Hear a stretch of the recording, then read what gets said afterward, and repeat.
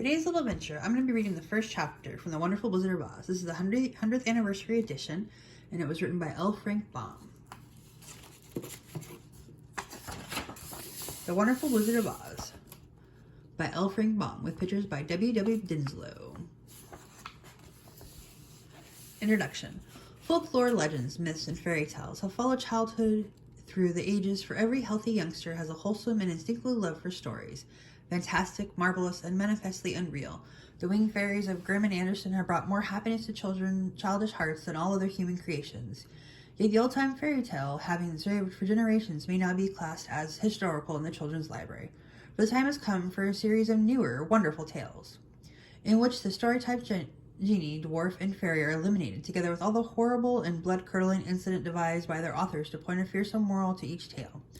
Modern education includes morality, therefore the modern child seeks only entertainment in its wonder tales and gladly dispenses with all disagreeable incident. Having this thought in mind, the story of The Wonderful Wizard of Oz was written solely to pleasure children of today. It aspires to being a modernized fairy tale in which the wonderment and joy are retained and the heartaches and the nightmares are left behind. L. Frank Baum, Chicago, April 1900.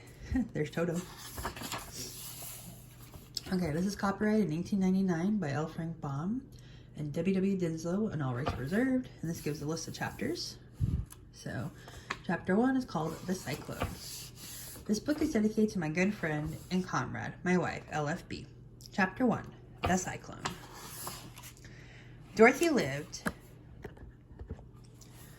in the midst of the great Kansas prairie with Uncle Henry, who was a farmer, and Aunt Em, who was for the farmer's wife. The house was small, for the lumber to build it had to be carried by wagon many miles. There were 4 walls, a floor, and a roof, which made one room.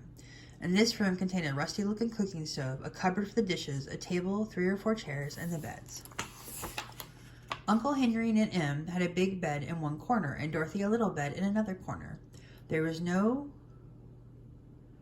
garret at all, and no cellar except a small hole dug in the ground called a cyclone cellar, where the family could go in case one of those great whirlwinds arose, mighty enough to crush any building in its path. It was reached by a trap door in the middle of the floor, from which a ladder led down to the small dark hole. When Dorothy stood in the doorway and looked around, she could see nothing but the great gray prairie on every side. Not a tree nor a house broke the broad sweep of flat country that reached the edge of the sky in all directions. The sun had baked the plowed land into a gray mass, with little cracks running through it. Even the grass was not green, for the sun had burned the tops of the long blades until they were the same gray color to be seen everywhere. Once the house had been painted, but the sun blistered the paint and the rains washed it away. And now the house was as dull and gray as everything else. When Aunt Em came there to live, she was a young, pretty wife. The sun and wind had changed her too. They had taken the sparkle from her eyes and left them a sober gray. They had taken the red from her cheeks and lips, and they were gray as also. She was thin and gaunt and never smiled now. When Dorothy was an orphan first came to her, Aunt Em had been so startled by the child's laughter that she would scream and press her hand upon her heart whenever Dorothy's merry voice reached her ears. And she still looked at the little girl with wonder that she could find anything to laugh at. Uncle Henry never laughed. He worked hard from morning till night and did not know what joy was. He was gray also, from his long beard to his rough boots, and he looked stern and solemn and rarely spoke. It was Toto that made Dorothy laugh and saved her from growing as gray as her other surroundings. Toto was not gray. He was a little black dog with long silky hair and small black eyes that twinkled merrily on either side of his funny wee nose. Toto played all day long, and Dorothy played with him and loved him dearly. Today, however, they were not playing. Uncle Henry sat upon the doorstep and looked anxiously at the sky, which was even grayer than usual.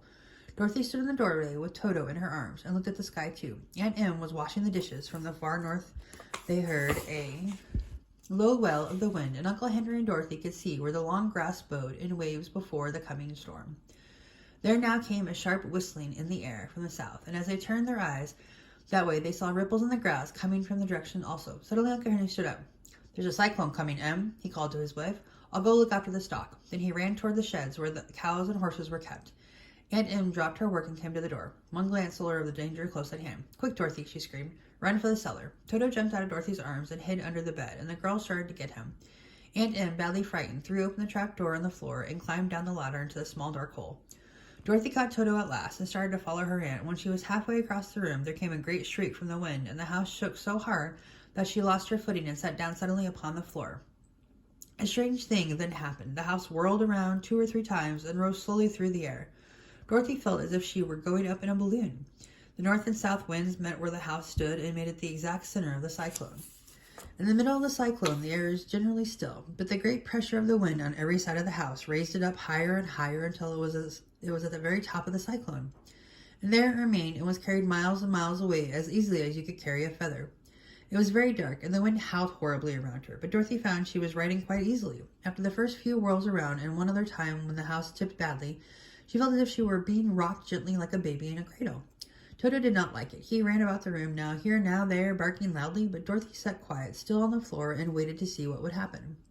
Once Toto got too near the open trap door and fell in, and at first the little girl thought she had lost him, but soon she saw one of the ears sticking out through the hole, for the strong pressure of the air was keeping him up, so that he could not fall. She crept to the hole, caught Toto by the ear, and dragged him into the room again, afterward closing the trap door so that no more accidents could happen.